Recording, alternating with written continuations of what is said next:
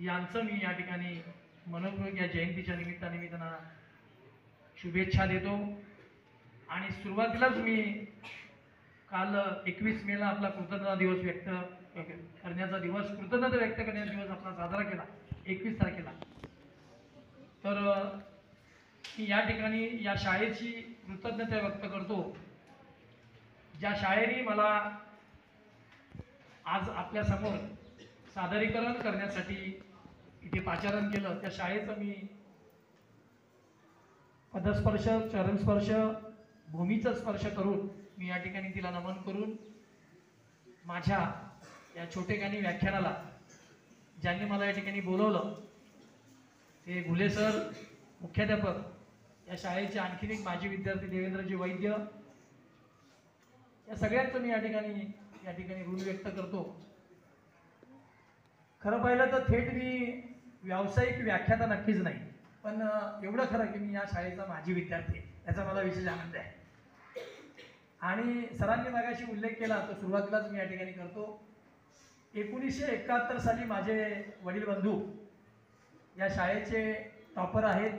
सुरुवातीला 1971ला जुनी 11वी होती, त्या जुनी 11वीचे ते तेव्हा परीक्षेचं सेंटर भिवंडी होतं आणि त्यावेळेस त्यांनी अतिशय ती टफ परीक्षा असायची आणि ते टॉपर होऊन या शाळेचे, या सेंटरचे, भिवंडी सेंटरचे ते टॉपर होते 1971ला डॉक्टर विलास रामदास चोंबळे। आणि ते भारतीय शास्त्रज्ञ जे आपले आहेत डॉक्टर रघुनाथ माशेलकर, त्यांचे राष्ट्रीय रासायनिक प्रयोगशाळा NCL जे पुण्यामध्ये आहे, जिथून भारताचा रासायनिक प्रयोगशाळेचं काम चालतं, तिथे ते भारतीय शास्त्रज्ञ म्हणून ते होते, ते या शाळेचे विद्यार्थी होते। मला या ठिकाणी सांगायला त्यांचा विशेष उल्लेख करायला आवडेल, कारण खूप वर्षांनी ही संधी आणि व्यक्त होण्याची या ठिकाणी संधी मिळालेली आहे, त्यामुळे आपल्या सगळ्यांना ते सांगावं लागेल। आता आपण माझं व्याख्यान सुटल्यानंतर ते जे आतापर्यंत 10वी 12वीचे विद्यार्थी टॉपर होऊन गेले, तर तिथे तुम्ही जर गेले तर 1971 सालावरती विलास रामदास चोंबळे हे नाव तुम्हाला तिथे बघायला मिळेल। आपण ते त्या ठिकाणी नक्कीच विद्यार्थ्यांनी बघावं आणि तुम्हाला नक्की त्यातून प्रेरणा मिळेल। कारण आज मी ज्या ठिकाणी इथे जे आहोत, तुम्ही जिथे बसलेला आहात ना, त्या ठिकाणी मी अनेक वर्ष या ठिकाणी बसलेलो होतो आणि त्याच्यामधूनच मला ती संधी मिळून आज मी या ठिकाणी व्यासपीठावर माझे विचार व्यक्त करण्यासाठी मी इथे येऊ शकलो। आपणही हे जे काही मी आपल्या समोर मांडणार आहे ते आपण ऐकावं अशी मी तुम्हाला विनंती करेन। त्यामुळे आपल्या सगळ्यांचं मी पुन्हा एकदा या ठिकाणी आभार व्यक्त करतो। सुरुवातीला मला सांगायला आवडेल की ज्ञानार्जनाचं काम ज्यांनी अगदी गरिबांच्या झोपडीपर्यंत ज्यांनी घेऊन पोहोचवलं, ते शिक्षणाची ज्ञानगंगा ज्यांनी पोहोचवली, ते कर्नल गौरव पाटील यांच्या जयंतीच्या निमित्तानं आपण सगळे या ठिकाणी आलेलो आहोत। हा आपला व्याख्यानमालेचा कार्यक्रम आपण घेतो आहोत। खरं म्हणजे मला 10:30-11 वाजता बोललो होतं, मला जाणीव आहे की जवळजवळ पाऊण वाजला, 1 वाजला आणि ही मध्यान्हाची वेळ आहे, तरी पण मी महत्त्वाचं बोलेन आणि तेवढं बोलून मी संपवणार आहे, काळजी करू नका। पण मला जे माझं काम आहे ते जे सांगणं आहे, माझा उल्लेख ओळख करून देताना वेगवेगळ्या माध्यमातून ग्रंथालय चळवळीशी निगडीत जो विषय आहे, ग्रंथालय चळवळ, तर मी त्यावरती वाचन संस्कृती या आधुनिक युगामध्ये आता टिकेल काय, हा जो मला प्रश्न पडतोय, याच्यावरतीच माझं खरं अधिक भर असेल। त्याच्यामुळे मी ते सांगतो की काय केलं पाहिजे, याच्यातला महत्त्वाचा भाग म्हणजे हे वाचन आहे। आता या वाचनामध्ये तुम्ही तर विद्यार्थी असल्यामुळे तुम्ही नक्की वाचताय, शाळेचे पुस्तक वाचा, कारण वाचल्याशिवाय, लिहिल्याशिवाय, दिसामाजी काहीतरी लिहावे, दिसामाजी काहीतरी वाचावे, या उक्तीप्रमाणे आपण आपली परीक्षा आल्यानंतर आपण वाचतो, आपली गरज आपण ते वाचतोय, पण या पलीकडे समाजाची गरज काय आहे माझ्याकडनं, म्हणून आपण वाचलं पाहिजे, आपण शोधलं पाहिजे। हे काम आपल्याला वाचनाच्या माध्यमातून आणि समग्र वाचन केलं पाहिजे। मॅडम मी अवांतर शब्द वापरला, खरं आहे की शालेय अकॅडमिक आपलं लौकिक अर्थाने शिक्षण घेत असताना, आपल्याला अकॅडमिक आपण घेत असताना आपण परीक्षार्थी म्हणून जेव्हा वाचन करतो, ते केवळ आपल्या टेक्स्टबुक मधून वाचन करतो आणि त्याची प्रश्नावली, त्याची उत्तरं आपण परीक्षेमध्ये देत असतो। पण या पलीकडे जाऊन आपण समाजामध्ये वावरताना माझ्या गरजा लक्षात घेता, समाजाला माझी गरज लक्षात घेता आपण काय वाचलं पाहिजे, यासाठी अनेक पहिला उल्लेख केला की आता इलेक्ट्रॉनिक्स माध्यमातून तुमचा मोबाईल आहे, मोबाईलचा वापर करत असताना नक्की काय वाचायला पाहिजे तर हे तुम्हाला त्याच्यातून शोधून तुम्हाला वाचता आलं पाहिजे. दुसरी गोष्ट, दैनंदिन तुमचे तुम्हाला माहिती ना, पेपर रोज येतो, लोकसत्ता येतो, महाराष्ट्र टाइम्स येतो, सकाळ पेपर येतो, आहे माहिती का बऱ्याचशा मुलांना घरामध्ये येत असतो आपल्या. हे जे आपल्याला वाचायचं आहे तर या वृत्तपत्रांचं देखील तुम्हाला वाचन करता आलं पाहिजे आणि त्याच्यामधून सुद्धा अनेक गोष्टी आपल्याला घेता येतात. आता वृत्तपत्रामध्ये 10 ते 11 पानं, साधारण 12 पानांपर्यंत असतं, पुरवणी त्याला असते. सुरुवातीचं पहिलं पान कसलं आहे, दुसरं पान कसलं आहे, तिसरं पान कसलं आहे, म्हणजे वाचताना सुद्धा काय वाचलं पाहिजे हे महत्त्वाचं आहे. पुस्तकं वाचन करताना तुम्ही आता लायब्ररी वगैरे तुम्हाला कदाचित आपल्याकडे संस्थेमध्ये लायब्ररी आहे ना, आपल्या शाळेची लायब्ररी आपण आहे, शाळेमध्ये तुम्हाला बसण्याची व्यवस्था असते, छानपैकी तिथे पाणी ठेवलेलं असतं. आपल्या इतर गोंधळापेक्षा ग्रंथालयात बसल्यानंतर, वाचनालयात बसल्यानंतर तिथे शांतता वेगळी असते. त्याच्यामुळे त्या एकूण पुस्तकाच्या ढिगाऱ्यामधून नक्की मी कोणतं पुस्तक वाचलं पाहिजे, मला माझ्या बुद्धीला, माझ्या कौशल्याला नक्की कोणतं पुस्तक पोषक आहे हे शोधता आलं पाहिजे. आणि मी तुम्हाला सांगेन, मी स्टाफला पण सांगेन की अवांतर वाचनामध्ये जर वाचन असेल तर तुम्ही चरित्र वगैरे वाचत चला. आत्मचरित्र वाचलं तर बरंचसं तुम्हाला आत्मचरित्रामधून, असं तर अनेक आहेत. आता शांता शेळकेंची प्रवास वर्णनं जर वाचलं ना मॅडम, तर प्रवास वर्णनामध्ये म्हणजे दैनंदिन शिक्षणामध्ये प्रवासच आपण जे करतो, मामाच्या गावाला जातो, वेगवेगळ्या गावाला जातो, आपण दिवाळीच्या सुट्टीत फिरतो, तर हे सुद्धा एक वेगळ्या पद्धतीचं शिक्षण आहे. परंतु हे तुम्ही जे करत असताना प्रवास वर्णनं सुद्धा तुम्ही जर, विशेष करून शांता शेळकेंची प्रवास वर्णनं खूप छान आहे. तर आणि आत्मचरित्र जे आहेत, आत्मचरित्र, तर तुम्ही पुस्तकांची निवड करताना शक्यतो विद्यार्थ्यांनी आत्मचरित्र वाचावे. स्टाफला कसं, यशवंतराव चव्हाणांचं तुम्ही कृष्णा काठ वाचा, नक्की तुम्हाला त्याच्यातून प्रेरणा मिळेल.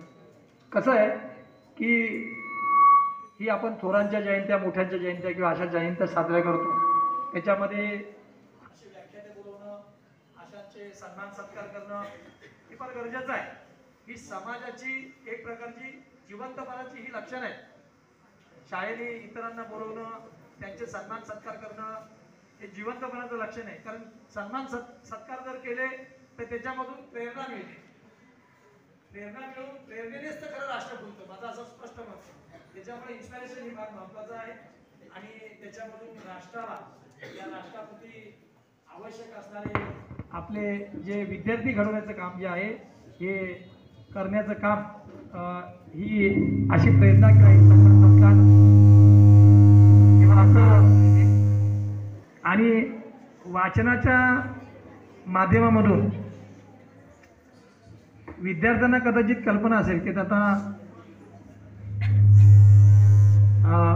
शासनाचा विशेष आग्रह आहे की मराठीला अभिजात भाषेचा दर्जा वगैरे आपण हे ग्रंथालयाच्या चळवळीमधून, ही ग्रंथालय चळवळीने किंवा अनेक वाचक चळवळीने हे खूप वर्षाची मागणी होती. थोडंसं जरा शांत राहा मुलांनो, थोडा वेळ जरा.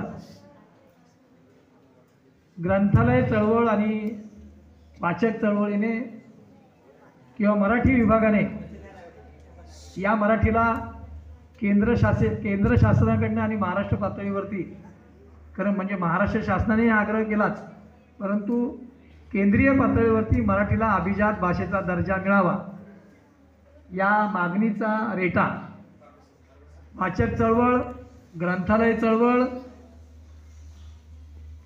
मराठी भाषा विभाग जो आहे यांनी वेळोवेळी शासनाकडे लावून धरला आणि त्याची मागच्या 6 महिन्यापूर्वी पूर्तता होऊन या मराठी भाषेला अभिजात भाषेचा दर्जा मिळालेला आहे.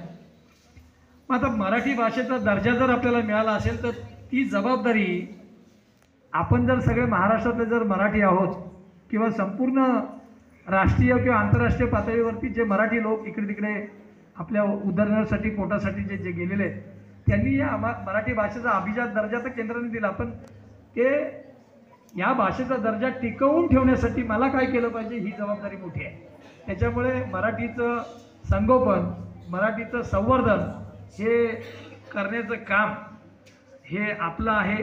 त्याच्यामुळे चांगलं शोधलं पाहिजे, चांगलं वाचलं पाहिजे आणि दर्जेदार वाचनामधून मी जे वाचलं, मला जे भावलं ते मी इतरांना सांगितलं. ज्ञानेश्वर माऊलींनी सुद्धा आपल्याला तेच सांगितलेलं आहे का तुमच्याकडे ज्योतिषी ज्योत लगाचे तलो, आपल्याकडचं असलेलं ज्ञान दुसऱ्याला दिलं पाहिजे. त्याच्यामधून माझ्या ज्ञानाची भूक भागते, माझ्या ज्ञानामध्ये माझी वाढ होते, वृद्धी होते. हे करण्याचं काम आपण खरं म्हणजे एकाने दुसऱ्याला केलं पाहिजे आणि ते काम आपलं महत्त्वाचं आहे. दुसरी गोष्ट, या ज्ञानामधून, या वाचनामधून मॅडमने मगाशी चांगला उल्लेख केला की वाचनामधूनच माणसाला प्रेरणा मिळते, वाचनामधूनच मनुष्य समृद्ध होतो, वाचनामधूनच नेतृत्व चांगलं तयार होतं, वाचनामधूनच तुम्हाला मनन चिंतनामधूनच तुम्हाला चांगल्या पद्धतीने नेतृत्व करत असताना माझा गाव, माझा समाज मला घडवता येतो. कारण त्याच्यामधूनच तुमची शोधक वृत्ती तयार होते, त्याच्यामधूनच तुम्हाला डोळसपणा येतो आणि नवीन नवीन शोधून माझ्या गावाच्या विकासासाठी मी काय वेगळं करू शकतो हे विचार करण्याची कुवत तुमची वाचनामधूनच शक्य आहे, असं माझं ठाम मत आहे. आणि आज जे तुम्ही इथे विद्यार्थी बसलेला आहात, तुम्ही कदाचित जेव्हा मोखाडा शहरामध्ये नसाल, पण मोखाडा तालुक्यामध्ये अनेक विद्यार्थी आहे. आपापल्या गावाचं नेतृत्व, आपल्या गावाचं भविष्यातलं तुम्ही चांगले विद्यार्थी आणि चांगले नेते होण्यासाठी सुद्धा तुम्हाला वाचलंच पाहिजे. कारण वाचनाशिवाय मनुष्य वाचू शकत नाही, अशी परिस्थिती आज आहे. मोबाईलचा मी मगाशी उल्लेख केला तर मला वाटतं बहुतेकांच्या घरामध्ये, किती मंडळींच्या घरामध्ये मोबाईल, जर हात वर करा बरं, तर कोणाच्या घरामध्ये मोबाईल नाही, हात कोणी वर करा. ज्याच्या घरात मोबाईल नाही अशा मंडळींनी हात वर करा. एक तरी मोबाईल आपल्या घरात नाहीच आहे असे विद्यार्थी जे आहे का? आईकडे असेल, वडिलांकडे असेल, बहिणीकडे असेल, भावाकडे असेल, आहे कोणी की माझ्या घरात सर मोबाईलच नाही आहे का असं कोणी विद्यार्थी? असा एकही नाही. यालाच काळाचा महिमा म्हणतात, लक्षात घ्या. हाच तो काळाचा महिमा आहे की माझ्या घरामध्ये आज मोबाईल नाही अशी परिस्थिती नाही. एखादी तुमच्या खाण्यापिण्याची वस्तू तुमच्या घरात नसेल, तुमच्या आवडीची नसेल, परंतु मोबाईल आपल्या घरामध्ये नक्की आहे अशी परिस्थिती आहे. पण माझा थोडासा आक्षेप असा आहे की मोबाईल ही गोष्ट या 21व्या शतकाकडे वाटचाल करत असताना ही समाजाची जरी आज नितांत सुंदर गरज असली तरी सुद्धा मला या वाचन संस्कृतीच्या संदर्भामध्ये मोबाईलचं एक मोठं ड्रॉबॅक असा आहे. बघा, तुम्हाला तो अनुभव आहे का? मी तुम्हाला प्रश्न विचारतो, प्रत्येकाने इकडे लक्ष द्या. मोबाईलमध्ये एखादी गोष्ट आपण ती वाचतो, मोबाईल वाईट आहे असं मी म्हणणार नाही, मोबाईलमध्ये चांगल्या सुद्धा गोष्टी आहेत आपण जर शोधल्या तर. मोबाईलमधली चांगली गोष्ट मी वाचली, मी तुम्हाला सांगितलं मागच्या आठवड्यामध्ये मोबाईलमध्ये एखादा छान लेख आला, तो मला आहे तसा तुम्ही इथे येऊन समोर तुम्ही मला 2 मिनिटांमध्ये तुम्ही काय वाचलं याबद्दल माझ्याशी बोला तर तुम्ही सांगू शकाल? पटकन ती गोष्ट मोबाईलमधली वाचलेली आपल्या लक्षात राहत नाही. ती आपल्याला कंपल्सरी तो मोबाईल ओपन करून त्या जागेवर जाऊन ती पोस्ट आपल्याला ओपन करावी लागते, ती वाचावी लागते आणि मग आपल्याला सांगावी लागते, अशी परिस्थिती आहे. पुस्तकांचं तसं नाही. मी जे बोलतोय हे आजपासून पुढे अनुभव करा, त्याची अनुभूती घ्या की मोबाईलमध्ये वाचलेली रेडीमेड गोष्ट, कारण एकाने दुसऱ्याला पाठवलेली असते, त्याने ती पाठवणाऱ्याने ती वाचली की नाही हे आपल्याला माहीत नसतं. एक्सपेरिमेंट घेऊन ती पाठवावी लागते खरं म्हणजे तसं पाहिलं तर. किंवा एखादी गोष्ट पाठवत असताना आपल्याला ती स्वतः वाचून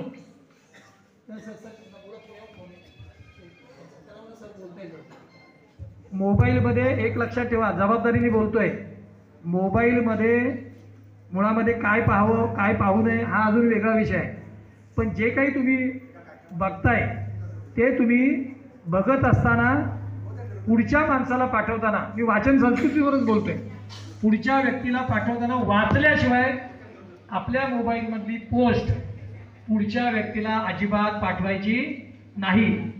त्याच्यामधून चांगलं घडण्याच्या ऐवजी कदाचित होऊ शकतं, परत एखादी गोष्ट आपण असू शकेल, परंतु जवळजवळ समाजामध्ये त्याच्यामुळे विघातकता निर्माण होऊ शकते, अशी परिस्थिती आहे.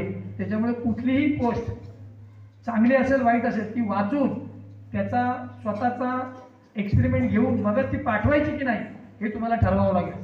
त्याच्यामुळे मोबाईल बघताना त्या मोबाईलमधलं चांगलं तुम्हाला बघावं लागणार आहे. तर असा तो मोबाईलचा अनुभव आहे. मात्र पुस्तकांच्या माध्यमामध्ये तसं नाही. होऊ शकतं तुम्हाला पुस्तकं ग्रंथालयामधून किंवा याच्यामधून आपल्या वाचनालयामधून घेताना सार्वजनिक वाचनालय वास्तविकता मोकळ्याला नाही आहे. मी अनेक वेळा ग्रामस्थांना बोललो, अध्यक्षांना बोललो, आमदारांना सांगितलं, सगळ्यांशी माझं बोलणं झालं आणि बोलतोय आणि मी लिहितोय, त्यांना सांगतोय की या शहरामध्ये ग्रंथालय असणं फार गरजेचं आहे. तो प्रयत्न पूर्वी झाला होता. ग्रंथालय चळवळीचा, वाचक चळवळीचा मी महाराष्ट्र पातळीवर शिवाय जिल्हा पातळीवरती काम करत असताना या शहरामध्ये माझी मागणी आहे, आपण ती जरूर पत्रकारांना ती पोचवा. माझ्या व्याख्यानामधून मी मागणी केली म्हणून सांगा. या शहरामध्ये चांगल्या पद्धतीचं सुसज्ज, कारण तालुका जुना आहे, तर इथे सार्वजनिक ग्रंथालयाची या ठिकाणी मी मागणी करतोय. त्याच्यासाठी लागणारं जे काही मार्गदर्शन असेल ते शासनाचं आणि आमचं जिल्ह्याच्या वतीने आम्ही ती सगळी मदत करायला तयार आहोत. आणि मला तेच सांगायचं की मोबाईलमधनं रेडीमेड वाचलेली गोष्ट ही आपल्या पटकन स्मरणात राहत नाही. मात्र पुस्तकांचं तसं नाही. पुस्तक आपल्याला स्वतः हाताळावं लागतं, आपल्याला पानं पलटी करावं लागतात की नाही पुस्तकामध्ये. तर ही पुस्तकं तुम्हाला वाचत असताना स्वतः प्रत्येक त्याच्यामध्ये पानं हाताळून त्याच्यातला एखादा पॅरेग्राफ तुम्हाला आवडला. आता मला आवडलेलं पुस्तक हा विषय अजून वेगळाच आहे, काय वाचावं हा विषय वेगळा आहे. पण मला जाता तर ह्या सगळ्या माझ्या याच्यामधून सांगायला लागेल की मी मगाशी म्हटल्याप्रमाणे चांगली चांगली प्रवास वर्णनं वाचा, चांगल्या मोठ्या मंडळींची, थोड्या मोठ्यांची आत्मचरित्र वाचा. पुस्तकं अनेक प्रकारचे, कथा आहेत, कादंबऱ्या आहेत, पाक्षिक आहेत, मासिक आहेत, दिवाळी अंक आहेत. पण तुम्हाला मी सांगेन की तुम्ही आत्मचरित्र तुम्ही मोठ्यांची वाचा, त्याच्यामधून तुम्हाला चांगला अनुभव मिळेल. आता पुस्तकं कोणतीही वाचत असताना वाचण्याची एक पद्धत आहे.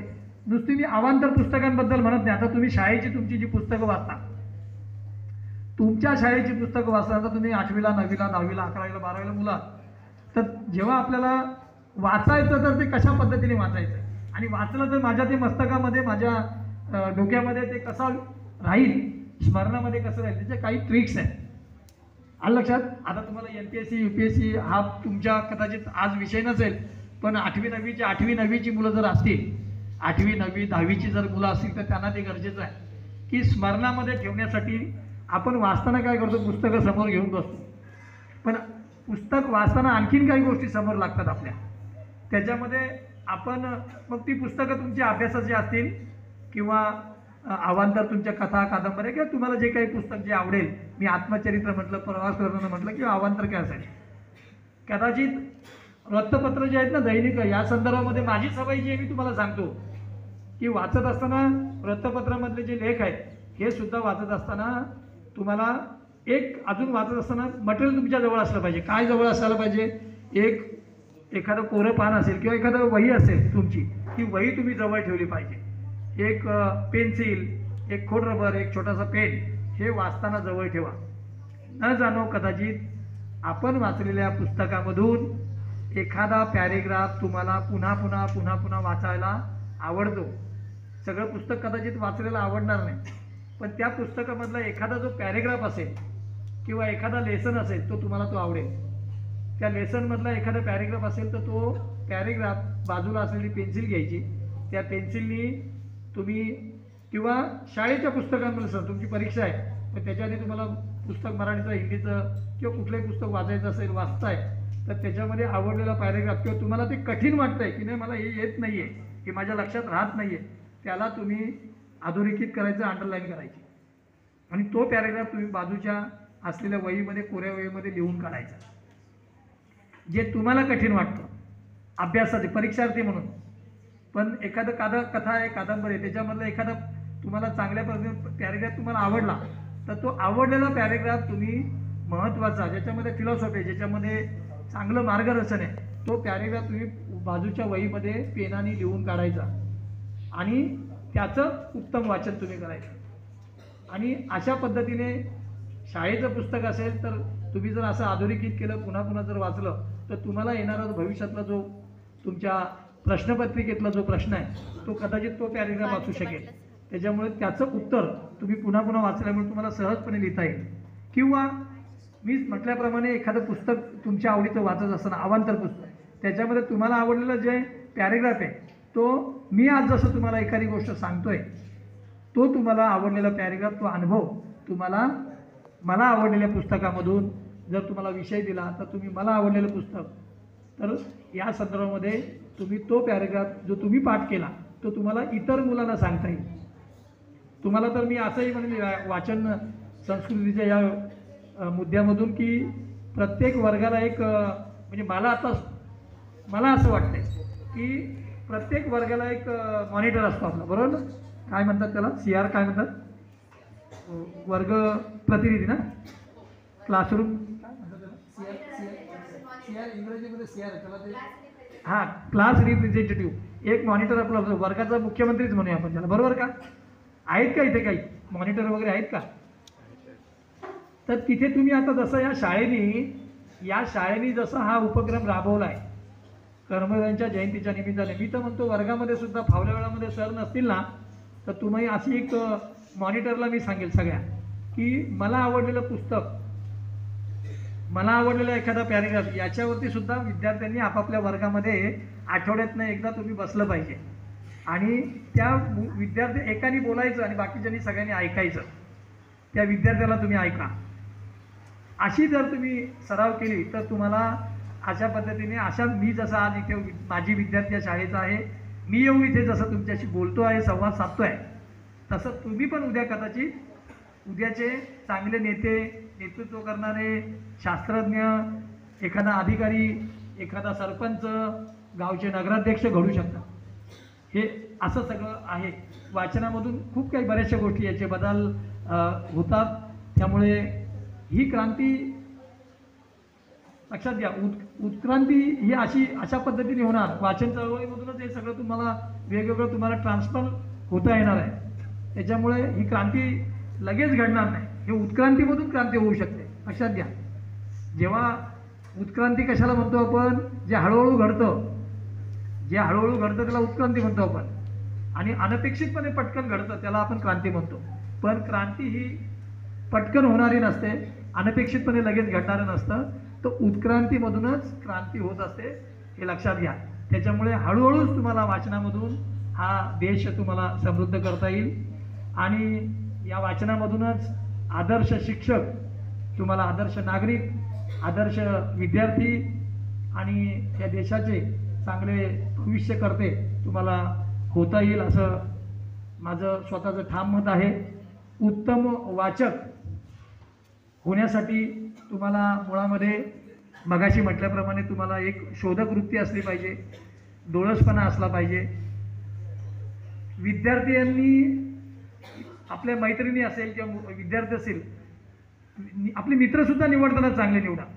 हा एक माझा अनुभव वेगळा आहे. कोणीही मित्र कोणाचा होऊ शकत नाही. मला समजावून घेणारा, माझे विचार ऐकणारा असाच मित्र तुम्ही करा, लक्षात ठेवा. त्याच्यामुळे तुमची आतली जी एक ऊर्जा आहे ती आपला मित्र चांगल्या पद्धतीने, जसे आई वडील आपले गुरु आहेत, जसे शिक्षक आपले गुरु आहेत, तसा आपला अजून एक जो मित्र आहे, चांगला मित्र म्हणतोय मी. मित्र सगळेच आहेत आपले, परंतु चांगला मित्र, चांगली मैत्रीण ती सुद्धा तुम्हाला निवडायला पाहिजे. आता ती निवडताना तिथे सुद्धा तुमच्या बुद्धीला जो कस लागतो तो तुम्हाला शोधूनच लागणार आहे, आणि शोधण्याची ही जी तुम्हाला जी आहे ती वाचनामधूनच शक्य आहे. त्याच्यामुळे आजपासून मी जे माझ्याबरोबर जो मित्र आहे तो माझ्याबरोबरचा मित्र माझ्या पात्रतेचा आहे का, माझ्या चांगल्या विचार माझे ऐकणार आहे का, तो चांगले विचार मांडतोय का, त्याला जरा तपासून बघा. कारण असं आहे की युद्ध जी असतात, तुम्ही आता हे बघता की नाही, भारत पाकिस्तान किंवा आता मध्ये जी आता मोठी मोठी युद्ध वगैरे झाली आहे की नाही, तर ही युद्धसुद्धा माणसाच्या मनामध्ये जेव्हा घडतात ना, ही सुरुवातीला माणसांच्या मनामध्ये घडतात. त्याला कारण आहे, सुसंस्कृतपणा नसल्यामुळे ही माणसांच्या मनामध्ये ही खरं म्हणजे पहिले युद्ध घडतात. आणि ती अशी युद्ध होऊ नये असं जर वाटत असेल तर याच्यासाठी चांगले ग्रंथ आणि चांगले मित्र तुम्हाला ते जोडावे लागतील, आणि त्याची निवड मात्र तुम्हाला चांगल्या पद्धतीने करावी लागेल. त्यामुळे शोधक वृत्ती असली पाहिजे. अजून एक गोष्ट सांगतो की आयुष्यामध्ये हे पहिलं पुष्प तुम्ही विणत असताना मला एक विद्यार्थ्यांना, कारण तुम्ही माझे मुलांसारखेच आहात, तर माझा आग्रह राहील की आयुष्यामध्ये कधी कुठल्या व्यसनाच्या मागे लागायचं नाही. कारण तुम्हाला चांगल्या विचाराकडे जात असताना बिघडवण्याचं काम हा तुम्हाला व्यसनाधीनता जी आहे, मग ती व्यसनाधीनता कुठल्याही प्रकारची असो. त्यामुळे मी मगाशी म्हटले, मित्र जे तुमचे आहेत हे निवडताना तो व्यसनाधीन मित्र नसावा. आता तुमची ती वय नाहीच आहेत मुळामध्ये, परंतु मला ओघाने हे सांगणं मला गरजेचं आहे की व्यसनापासून तुम्ही सगळे दूर राहिले पाहिजे. कदाचित आपला जो मित्र आहे हा बरोबर वागतो की नाही समाजामध्ये, शाळेमध्ये, घरामध्ये, तर त्याचं तुम्ही अवलोकन केलं पाहिजे आणि व्यसनापासून तुम्ही दूर राहिलं पाहिजे. तुम्हीच दूर राहिलं पाहिजे असं नाही. एखादं व्यसन करत असेल, आपल्यापेक्षा जरी वडीलधारा असेल, तर ते तुम्ही त्यांना समजावून सांगायला पाहिजे की नाही काका, हे तुम्ही करू नका, हे तुमच्या कुटुंबासाठी, तुमच्या समाजासाठी ही गोष्ट वाईट आहे. व्यसनाधीनता अनेक प्रकारची आहे, त्यामुळे ते मी खोलात जाणार नाही, पण जी गोष्ट वाईट आहे ही तुम्हाला कळाली पाहिजे आणि ती तुम्ही इतरांना सांगितलं पाहिजे. हे मला या ठिकाणी ओघाने सांगायला आवडेल. दुसरी गोष्ट, मला अजून माझे मॅडम वेगळे विषय आहेत, कारण आता 10वी आणि 12वीचे मुलं आता या ठिकाणी 10वीचे आहेत ना मुलं इथे, हां 10वीचे मुलं आहेत. एक वेगळा विषय आमच्या सरांना माहिती आहे, 10वी आणि 12वी या विद्यार्थ्यांसाठी एक टर्निंग पॉईंट आपला जो आता तो म्हणजे आहे शालेय जीवनामध्ये 10वी आणि 12वी, तर या संदर्भामध्ये नुसते विद्यार्थीच नाही तर पालकांना सुद्धा मोठा प्रश्न पडतो की माझ्या मुलाचं 10वी नंतर नक्की काय करावं, कसं करावं, 10वी आणि 12वी नंतर पुढे काय. आता 10वी आणि 12वीच्या मुलांना 10वीची परीक्षा देण्यापूर्वी शाळेतलं वातावरण त्याचं स्वतःचं आणि कुटुंबाचं हे एक वेगळं असतं, आणि 10वी आणि 12वीची परीक्षा दिल्यानंतर रिझल्ट लागल्यानंतर पुढे काय, करिअर कसं असायला पाहिजे, हे विषय खरं म्हणजे व्याख्यानाचे वेगळे आहे. अनेक जव्हार तालुक्यामध्ये, वाडा तालुक्यामध्ये आम्हाला प्रकल्प कार्यालयामार्फत माजी शिक्षकांना बोलवतात आणि तिथे आम्ही जात असतो. तर तो एक व्याख्यानाचा वेगळा विषय, करिअर गायडन्सवरती आपण वेगळं व्याख्यान घेतो. कारण हल्ली 10वी आणि 12वीच्या विद्यार्थ्यांमध्ये फ्रस्ट्रेशन जेव्हा येतं, तर हा विषय फार वेगळा आहे मॅडम. फ्रस्ट्रेशन येतं आहे, कारण त्याचंही कारण पुन्हा तेच की फ्रस्ट्रेशन काय येतं आहे, नैराश्य एखाद्या गोष्टीचं काय येतं, तर त्या विषयापासून तो अज्ञानी असतो. आता हे अज्ञान पण परत काय येतं का, त्यांनी ते वाचलेलं नसतं, त्यांनी ते बघितलेलं नसतं, त्या गावाला तो गेलेला नसतो, त्या अंगाने त्यांनी तसा विचार केलेला नसतो. विचारसुद्धा तुम्हाला केवळ वाचनामधूनच तुमचे विचार समृद्ध होतात, पुन्हा तोच विषय तिथे येतो. त्याच्यामुळे आता हल्ली जे काही परीक्षा देऊन मुलांना अनुतीर्ण वगैरे मुलं होतात, त्याच्यामध्ये प्रमाण पूर्वी आपल्याकडे नव्हतं, परंतु आपल्या भागामध्ये पण ते हल्ली प्रमाण वाढलंय. कदाचित मुलांना माहीत नसतं. तर हे फ्रस्ट्रेशनपासून मुलांना जर दूर जायचं असेल तर करिअर गायडन्सवरती सुद्धा व्याख्याते किंवा मुलांना 10वी 12वीच्या 10वी 11वी 12वी आणि मी तर 9वीचे पण विद्यार्थी माझ्या करिअर गायडन्सच्या मी बसवतो. तर करिअर गायडन्सवरती तुम्हाला पण सांगतो मॅडम, आता सध्याचे विद्यमान इथले ITIचे प्राचार्य आहेत ते प्रिन्सिपल रोहन चुंबळे करिअर गायडन्सवरती खूप छान बोलतात. 10वी 12वीच्या मुलांसाठी वगैरे चांगलं मार्गदर्शन ते करतात. त्यांना कधी तुम्हाला पाचारण करता आलं तर त्यांना बोलवा, ते येतील. तर करिअर गायडन्सवरती सुद्धा विद्यार्थ्यांनी हे अवांतर 10वीचे विद्यार्थी तर दिवाळी सकाळ वगैरे ते शाळेच्या शिक्षकांना माहीत असेल की 10वीच्या आणि 12वीच्या बोर्डाच्या परीक्षामध्ये जे टॉपर विद्यार्थी आहेत त्यांची एक चांगल्या पद्धतीची प्रश्न म्हणजे उत्तरपत्रिकेचा एक समूह असतो. तो दिवाळी सकाळ वगैरे जो आहे ना, तर 10वी 12वीच्या विद्यार्थ्यांसाठी बोर्डामध्ये जे पहिले आलेत त्यांचं स्वतःचं एक मासिक ते दिवाळी अंक वगैरे निघतो 10वी 12वीच्या विद्यार्थ्यांना. तो तुम्ही जर विद्यार्थ्यांना सामूहिकरित्या जर तुम्ही मुलांना ओळख करून दिली तर त्याच्यामधून आपले पण भविष्यामध्ये चांगले विद्यार्थी इथे टॉपर घडू शकतील, तेही मला जाताना सांगायचं आहे. दुसरी गोष्ट, नैराश्य विद्यार्थ्यांनी भविष्यात येऊ देऊ नये. म्हणजे विद्यार्थी कदाचित नापास होतात, त्यामुळे घरामधली चिडचिड, विद्यार्थ्याची चिडचिड, आईवर चिडणं, वडिलांवर चिडणं, भावावर चिडणं. आता खरा दोष तर तो आपलाच असतो की आपण वेळच्या वेळी सगळ्या गोष्टी न केल्यामुळे आपण हे सगळं नैराश्य येतं आहे, अनुतीर्ण वगैरे होणं. पण तुम्हाला मी जाता जाता 1-2 उदाहरणं मी तुम्हाला सांगेन. तुम्हाला माहिती आहे का, 10वी अनुत्तीर्ण झाले. आता 10वी म्हणजे सगळं सर्वस्व आहे असं आपण एक मानतो, पण माझ्याकडे असे 2-3 उदाहरणं आहे. मी वाचलं. सैराट सिनेमा किती मुलांनी पाहिला? हात वर करा बरं. सैराट सिनेमा किती मुलांनी पाहिला? सैराट सिनेमा. ते गाणं कोणतं बावीस कसं हां ते काय मला तर ते नाही, पण झिंगाट वगैरे काय गाणं आहे ना ते, आहे का? हात वर करा बरं. किती लोकांनी ऐकलं गाणं? हा सिनेमा, हा जो सिनेमा आहे ऐकायला आवडेल का बघा तुम्हाला. मी काय सांगतो ऐका. हा सिनेमा ज्याने कोणी काढला, जरा शांत राहा बघा, मी महत्त्व सांगतो. हा सिनेमा ज्याने कोणी काढला, मुळामध्ये तो 10वी नापास मनुष्य आहे. लक्षात घ्या. हे मी वाचलं म्हणून सांगतो बरं का. वाचलेलं मी चांगली गोष्ट तुम्हाला सांगतो. खरं वाटेल का? 10वी नापास झाला. 10वीची मुलं आहे का? मुलं आणि मुली हात वर करा. 10वीची मुलं. हां, त्याच्यामुळे परीक्षा देऊन उद्या भविष्यात तुम्ही सगळे पास होणार आहात, कारण तुम्ही कर्मवीर भाऊराव पाटलांचे विद्यार्थी आहात, या हायस्कूलचे विद्यार्थी आहात. मी त्या विद्यार्थी आहे त्याच्यातला. पण कदाचित समजा एखादा विद्यार्थी समजा अनुत्तीर्ण झाले, काही फरक पडत नाही. परत अभ्यास करायचा, चांगली परीक्षा द्यायची आणि मार्क्स मिळवायचे, पास व्हायचं, हरकत नाही. पण मला हे सांगावं लागेल, हे उदाहरण मी सध्याचं बोलकं आहे की सैराट सिनेमाचे निर्माते जे आहेत नागनाथ मंजुळेजी, हे 10वी नापास झालेले विद्यार्थी, नंतर परीक्षा देऊन त्यांनी ती परीक्षा दिली आणि ते पास झाले, पण ते नापास झालेले विद्यार्थी होते. दुसरी गोष्ट, त्याच सिनेमाला ज्यांनी संगीत दिलं, अजय अतुल जे आहेत, हे 10वी नापास झालेले विद्यार्थी आहेत. तुम्हाला कल्पना आहे किती मोठं संगीत, किती भारी आहे माहिती ना? ते गाणे किती छान छान आहेत, सगळे गाणे. आरसीचे सगळे गाणे छान आहेत की नाही? तर ते सगळे गाणे, त्याला जे संगीत दिलं, ते संगीत दिलेले जे अजय आणि अतुल आहेत, हे 10वी नापास झालेले आहेत. दुसरी गोष्ट, सचिन तेंडुलकर किती लोकांना माहिती आहे? क्रिकेट खेळणारे सचिन तेंडुलकर. हां, तर सचिन तेंडुलकर सुद्धा आहे ना, ऐकून घ्या,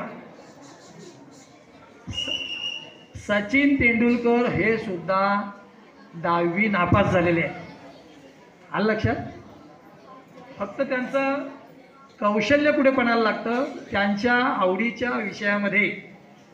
बघा, त्या व्यक्तीला त्यांच्या आवडीची गोष्ट जेव्हा आपण करायला देतो ना, त्याच्यावरती जेव्हा आपण हायलाईट करतो ना, तेव्हा ती व्यक्ती त्याच्या विषयामध्ये अतिशय प्रगल्भ होते, त्याच्या विषयामध्ये प्रावीण्य मिळवते आणि त्यांचं नाव जगाच्या नकाशावरती कोरलं जातं.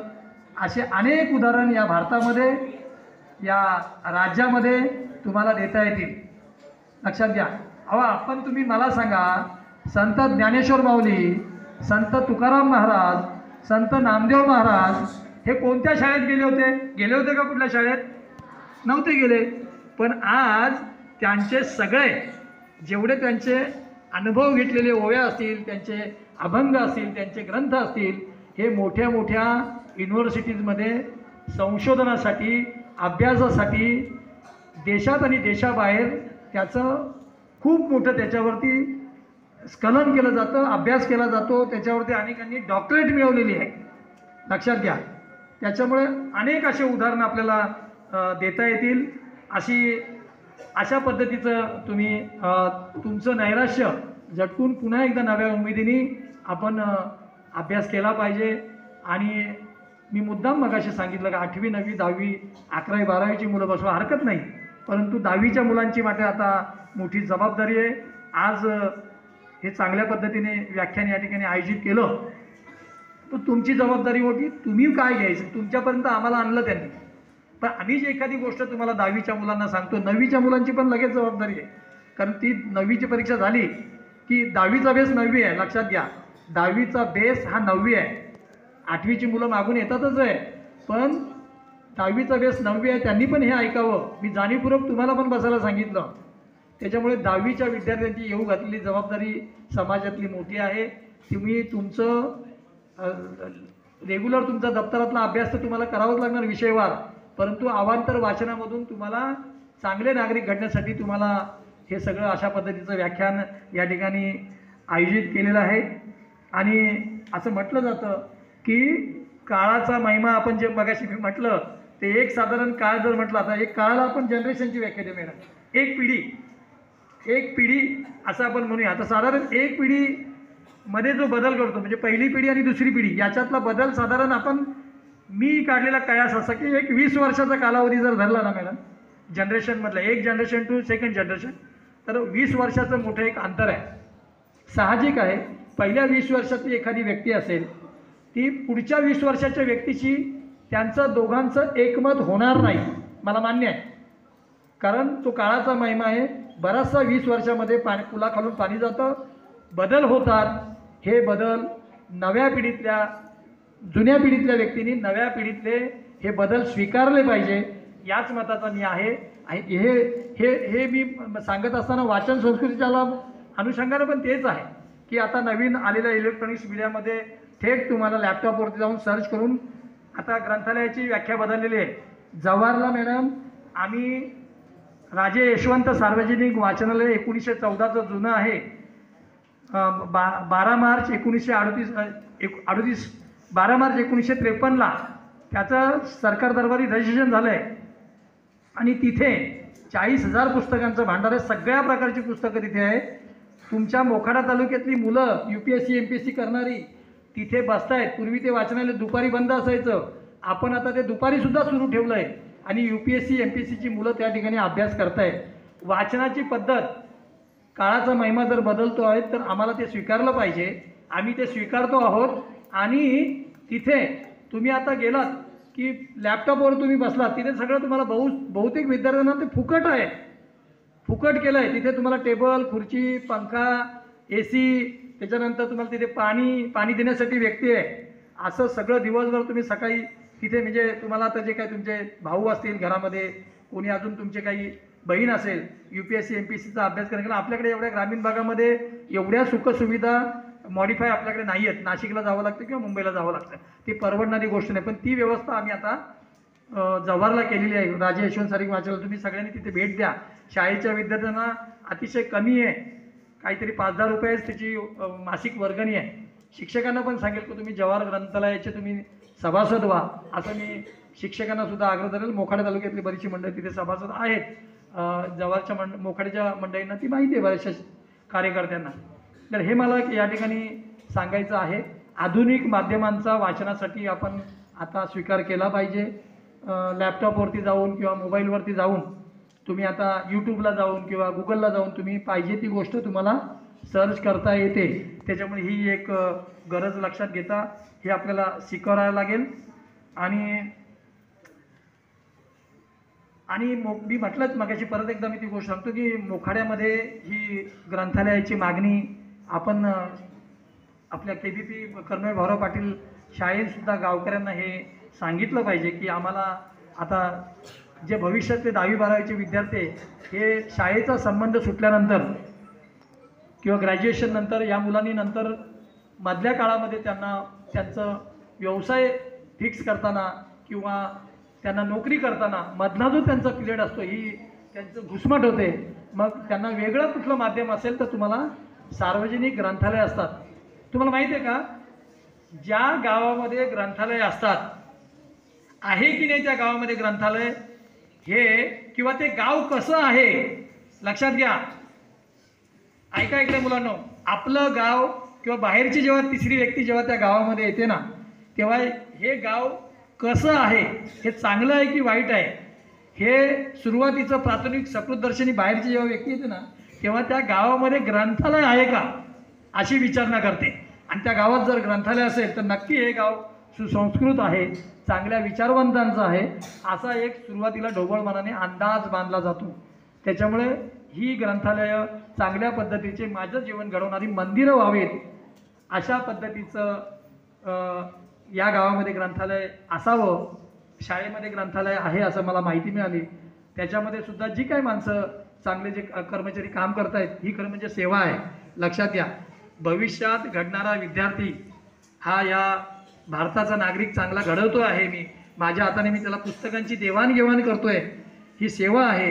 हे त्या ग्रंथालयामध्ये काम करणारे जे सेवक वर्ग, परिचारक असतील, ग्रंथपाल असतील, सहाय्यक ग्रंथपाल असतील, तिथे झाडू मारणारा शिपाई असेल, त्या ग्रंथालयामध्ये त्या विद्यार्थ्यांचे वाचकाचे पाय लागतात. तुम्ही ते काम करताय, ही खरं म्हणजे भगवंताची सेवा आहे. कारण तिथे घडणारा विद्यार्थी हा भविष्याचा राष्ट्राप्रती असणारा निष्ठा असणारा विद्यार्थी मी घडवतो आहे, ही भावना त्या कर्मचाऱ्यामध्ये असली पाहिजे. आम्ही सुद्धा त्या ग्रंथालयामध्ये मी जर बोलतोय तर मी ते केलेलं आहे. जवाहरच्या ग्रंथालयामध्ये 1922 सर 1978 पासूनची मी ग्रंथालयामध्ये वाचक विद्यार्थी असताना, मी 78ला 10वीला होतो, मी 74-75ला मोखाडा सोडलं. कारण माझे वडील या गावामध्ये तहसीलदार होते. नंतर माझे वडील जवाहरला तहसीलदार बदली झाली आणि त्यांची बदली तिकडे झाल्यामुळे मला नंतर इथून तिकडे शिफ्ट व्हावं लागलं. आणि तिथे मी विद्यार्थी असताना त्या ग्रंथालयामध्ये जात होतो आणि तिथे मी पुस्तकं व्यवस्थित लावणं, झाडू मारणं असं करत करत विद्यार्थी असताना सांगतो मी तुम्हाला, मला जे काय आवडायचं. मला पूर्वी न जाणं तुम्हाला काही आता या 8वी 9वी 10वीच्या विद्यार्थ्यांना मी वाचा म्हणून आग्रह करतो, तर तुम्ही गरज नाही की तुम्ही फार मोठी UPSC MPSCची पुस्तकं वाचली पाहिजे, पण तुम्ही गोष्टीची चांगली पुस्तकं आहेत ज्याच्यामधून मला प्रेरणा मिळते, अशी गोष्टीची चांगली पुस्तकं आहेत. तुम्ही दिवाळीमध्ये आता तुम्ही एखादा ड्रेस शिवू नका, नवीन काहीतरी घेऊ नका, पण वडिलांना सांगा चांगली चांगली पुस्तकं मला आणायला वाचून द्या, वाचायला आणून द्या. तुम्ही घरी सांगा आणि ती पुस्तकं तुम्ही वाचा आणि इतरांना पण ती पुस्तकं वाचायला द्या. आणि याच्या पुढे लक्षात ठेवा, घरीसुद्धा येणारी एखादी पाहुणा असेल किंवा आपलं कोणी मित्रमैत्रीण असेल किंवा कोणाला वाढदिवसाचं गिफ्ट द्यायचं असेल तर तुम्ही पुस्तकांचीच भेट द्या, असं मी तुम्हाला या ठिकाणी आग्रह करेन. त्याच्यामुळे पुस्तकांचीच एकमेकांकडे पुस्तके गेल्यामुळे चांगले विचार दिले गेले जातात, असं माझं मत आहे. मगाशी सांगितल्याप्रमाणे युद्ध माणसाच्या सुरुवातीला मनामध्ये होतात आणि जेव्हा मनामध्ये युद्ध होतात तेव्हा ते युद्ध सरहद्दीवर सुद्धा होतात. सरहद्दीवर युद्ध व्हायचे नसेल तर चांगले ग्रंथ आणि चांगले मित्र आपण जोडले पाहिजे, असं या ठिकाणी तुम्हाला मी सांगेन. आणि पुन्हा एकदा मी या ग्रंथालयाला या ठिकाणी तुमच्या ह्या कर्मवीर भाऊराव पाटील हायस्कूल मोखाडा यांनी माझी विद्यार्थी म्हणून या ठिकाणी मला तुम्ही बोलवलं, माझा सन्मान सत्कार केला, त्याबद्दल मी या शाळेचे सन्माननीय मुख्याध्यापक घुले सर, मला ऐकून घेण्यासाठी विद्यार्थीच नव्हते, आपला स्टाफसुद्धा अतिशय मनोभावे या ठिकाणी बसलेले आहेत, त्या सगळ्यांना मी या ठिकाणी शतशः नमन करतो. या शाळेला पुन्हा एकदा मी नमन करतो. पुन्हा एकदा जर माझी विद्यार्थ्यांचं जर संमेलन झालं तर आम्हाला तुम्ही जरूर बोला, आमची पाहिजे ते. आता मला मी इथे खेद व्यक्त करतो की तुम्ही मला अचानक या ठिकाणी बोलवलं, मला काही भेट द्यायचं होतं, पण काय द्यावं ही माझी पैशात मी देणार नाही, पण मला वेगळं काही द्यायचं असेल तर ते आपण जरूर सांगा. माझी विद्यार्थी म्हणून माझ्याकडनं मी खाजगीत पण तुम्ही मला बोललात तरी हरकत नाही, विद्यार्थ्यांसाठी असेल किंवा शाळेसाठी असेल, तर सगळ्यांच्या बरोबर माझंसुद्धा योगदान मी देण्यासाठी मी इच्छुक आहे. आपण सगळ्या विद्यार्थ्यांनी आवडलं की नाही मला माहीत नाही, आवडलं असेल तर तुम्ही टाळ्या वाजवून मला तुम्ही जरूर सांगा की मी जे काही बोललो तुम्हाला आवडलं का. तर ठीक आहे, माझं छोटेखानी या ठिकाणी विचार तुम्ही ऐकून घेतलं. एक पहिलं पुष्प तुम्ही या कर्मवीर भाऊराव पाटील यांच्या जयंतीच्या निमित्ताने पहिल्याच दिवशी मला बोलून माझा सन्मान सत्कार माझी विद्यार्थी म्हणून केला, त्याबद्दल या शाळेचे या ठिकाणी मी नमन करून आणि माझे विचार या ठिकाणी थांबवतो तुर्तास. धन्यवाद. जय हिंद, जय महाराष्ट्र. धन्यवाद.